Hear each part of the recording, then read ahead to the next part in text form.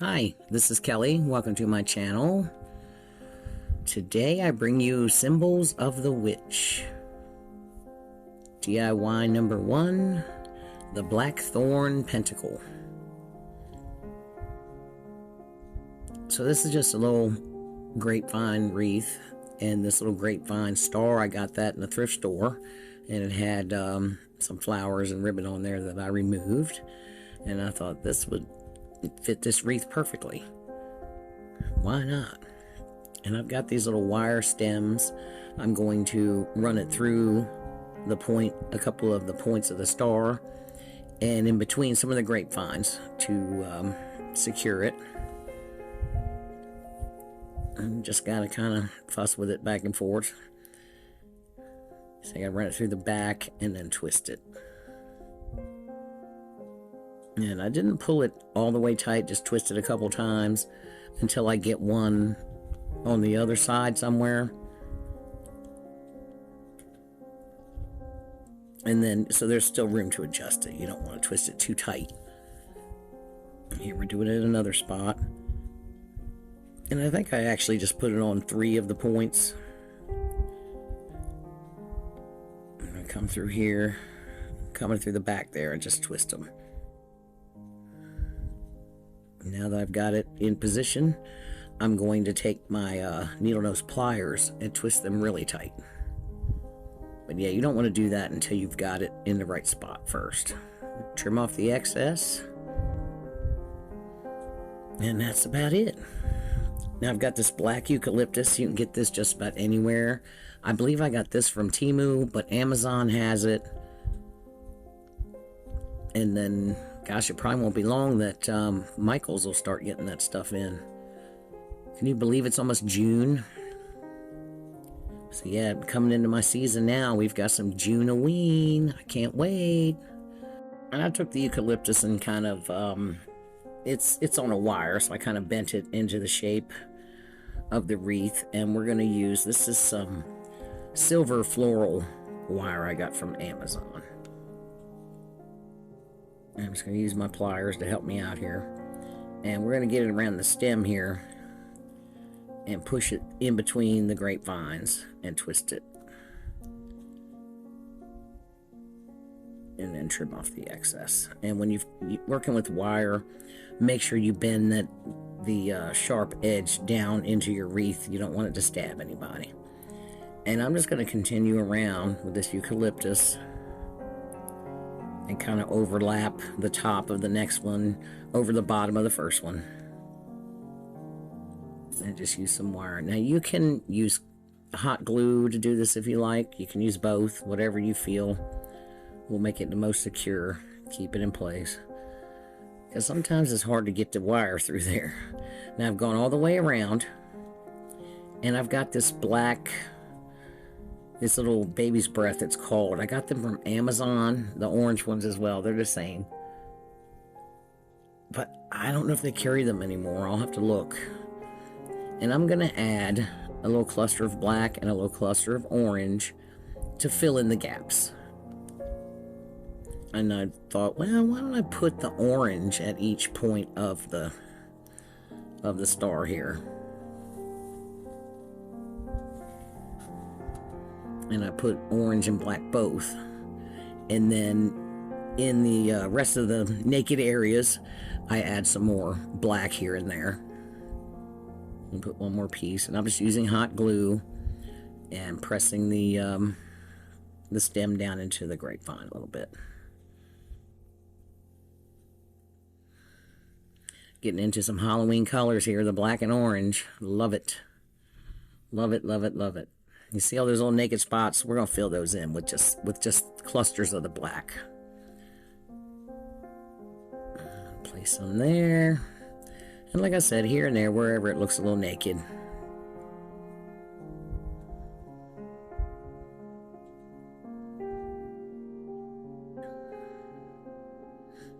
There's a big old gap right there, so we'll add some of these black ones. There we go.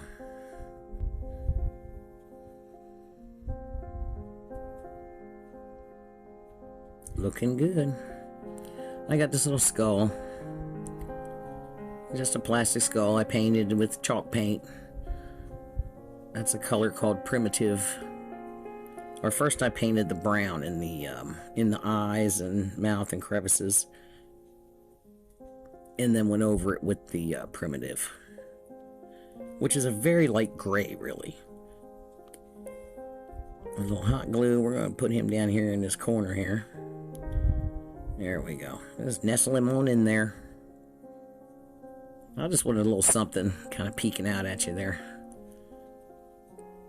This is a fun one. I found that star, and I just thought, you know, in the thrift store, I'm like, oh, I can definitely use that. And I got to thinking about it. I'm like, I wonder how well that would fit in these little grapevine wreaths. I'm going to put a little glue in the back to secure him, make sure he's not going anywhere. And now we're just going to make a rag bow with some chiffon ribbon. I've got some black and orange just stacked up. You know, you go back and forth, black, orange, black, orange. And a little piece of twine here. I'm just going to tie that nice and tight in the center. I have a spider sitting on there. I thought about putting him on there, but I didn't do it. And I just bring the string around the back and tie it. And I just place this in the, you know, off center from the, on the star there. And we're just going to tie that nice and tight on the back. And there's our little bow, if you will. And I've got this little bone. There's a little bag of these bones that I got from Dollar Tree. Painted it like the skull. Get a little hot glue. And glue that just above my ribbon here.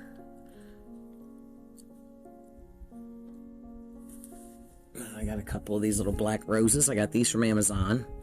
I can leave the link for those for you.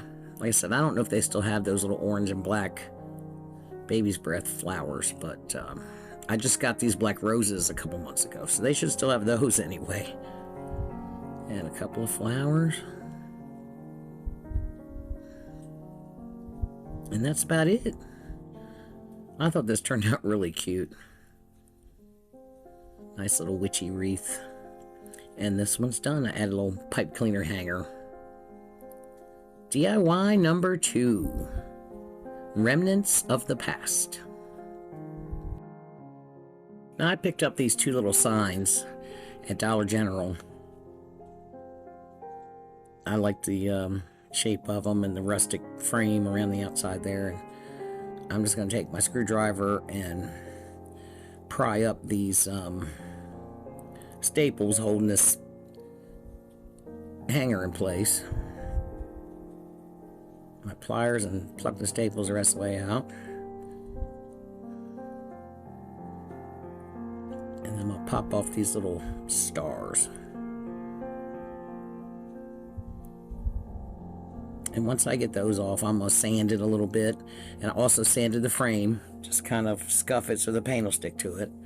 And I already painted the back and the sides with black chalk paint. And now we're going to paint the front of the frame and the inside of the frame there. Go all the way around, make sure I get it down in the against the edge. Now I got this paper, I think I got this paper at Joann's before they closed. And I just thought it was so pretty. Finally figured out something to use it on. It looks like antique wallpaper to me.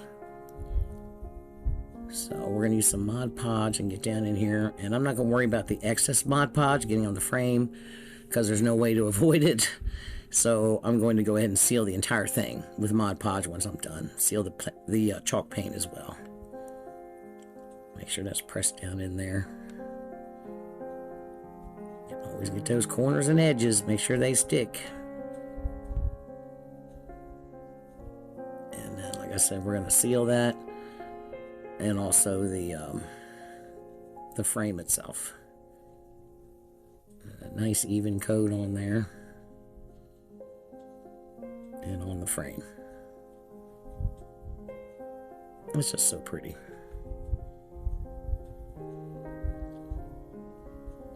But yeah, I call this remnants. They look kind of like a little piece of the wall in the witch's cottage was removed or something.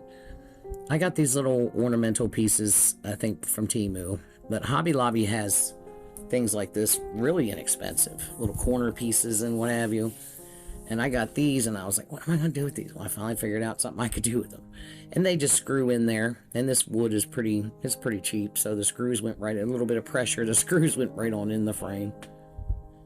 And now I've got some Waverly antique wax. Now, there's not different colors to this. It's just the Waverly's antique wax.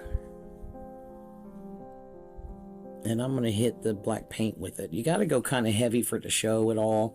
But it's hard to see on camera. But it's a really nice aged look.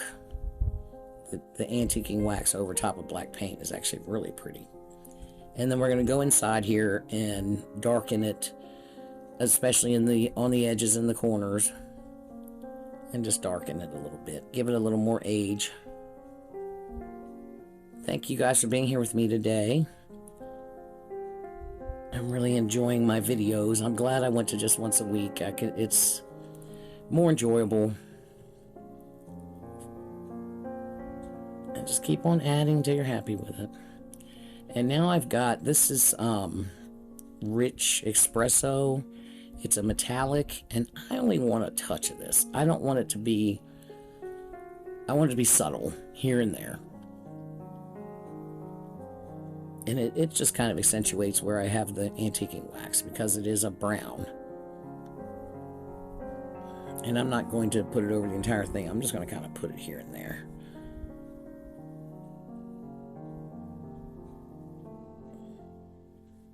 And you have more paint in some spots and less in others, you know. Now, I've got this black flocking.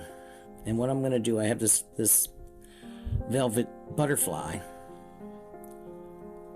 So I want the leaves to look. These were just little white plastic florals. I had painted them black for something else and had left over.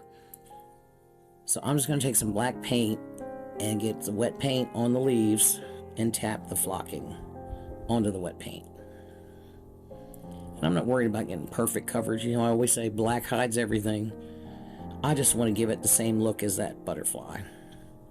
And just very gently kind of knock that off of there. And let it dry a while before you start tapping on it. And I'm going to do the rest the same way. So once they dry for a little while, I'm going to place two of them coming out from behind that little ornamental piece there. Filigree piece, I don't know what you call it.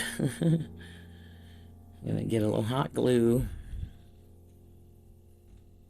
on the back of the stem here. And just tuck it right behind there. Get a second piece here. I also have a third piece I'm going to use on the other one.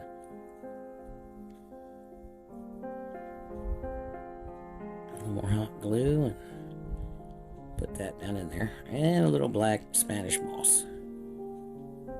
And we're just going to tuck a little behind there so it's kind of peeking out here and there.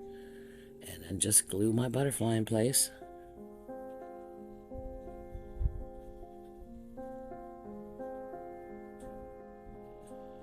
Just simple and fun and pretty. These are my favorite kind of projects. Doesn't seem like much to it. It seems so easy, but they turn out to be the coolest stuff.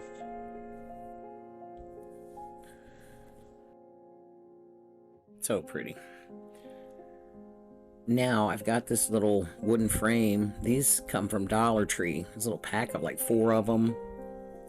And there's different shapes. And I am painting this with Primitive is the name of the color. Very pale gray. And I'm going to paint this entire frame with this gray. And it does require 2 coats. I wanted to kind of pop. I didn't want it to blend in with the background because the image I use is very similar tone. So now I'm going to take some black chalk paint and a chip brush, and I'm going to brush most of that, wipe most of the paint off on a paper towel, and I'm going to come up from the inside edge and get that little black distress coming up there. Then I'm going to come from the top, do the same thing, and get black all the way around the front edge of it as well. on down the sides a little bit. Now I've got the Waverly Antiquing Wax again, and we're going to do the same thing we did with the black, just not as much of it. Just here and there. A little more distress, a little more age. Just here and there, do the same thing. It turns out pretty cool.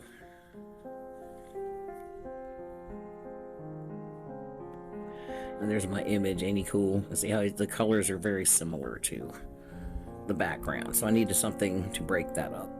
And I'm just going to take a little tacky glue and go around this opening here. Just need a little bit.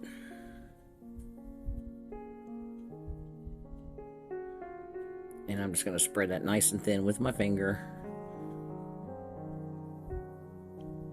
And we're going to place that right over top the image here. And that'll grab it. And you can adjust it a little bit. Just you want to try to get it right on the first shot so you're not smearing glue where you don't want to see it. And I've just got these little black wooden beads. And I'm going to use these as little feet so that it's raised up off of the background a little bit. It's not flat. Little hot glue. A little more glue.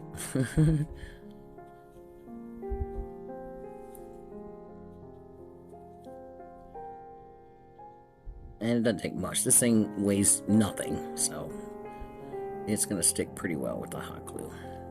And then, like I said, I only had one more of these little leafy florals, whatever you want to call them.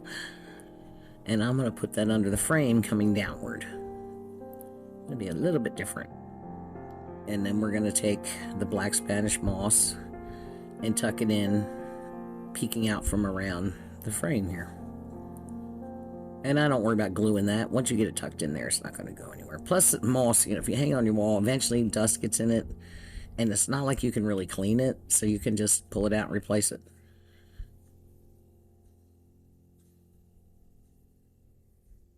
Isn't he cool? I love it.